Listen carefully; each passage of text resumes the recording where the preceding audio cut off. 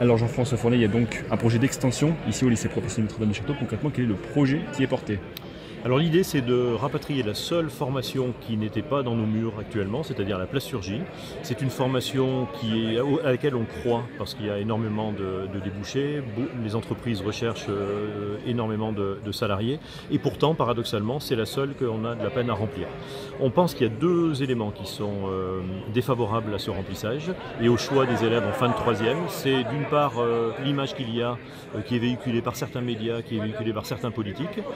C'est un problème national et puis on pense qu'il y a aussi un problème local, c'est-à-dire que nos jeunes étudient dans un autre lieu qui est sans doute moins attractif, qui n'a pas les mêmes codes que le lycée professionnel et l'enjeu donc c'est que les jeunes qui viennent en visite avec leurs parents, en rendez-vous, en mini-stage, en immersion, viennent au lycée professionnel et voient cette filière au milieu des autres et soient autant attirés par celle-ci que par les autres. Concrètement, il y aura quoi dans ce plateau technique et quand est-ce que ce sera en vigueur?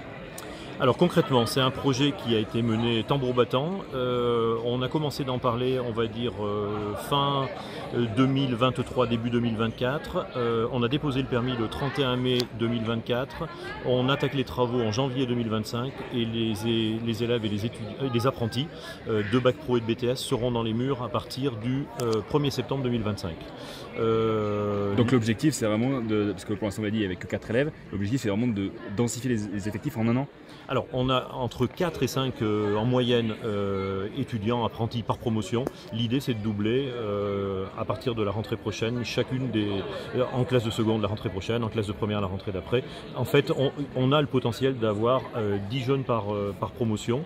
En apprentissage c'est des petites promotions forcément, mais 4 à 5 ça va pas, c'est pas logique. C'est pas logique dans un territoire où il y a autant d'emplois. Justement, quelles sont les formations que vous proposez? Est-ce que vous comptez en ouvrir de nouvelles justement via cette unité?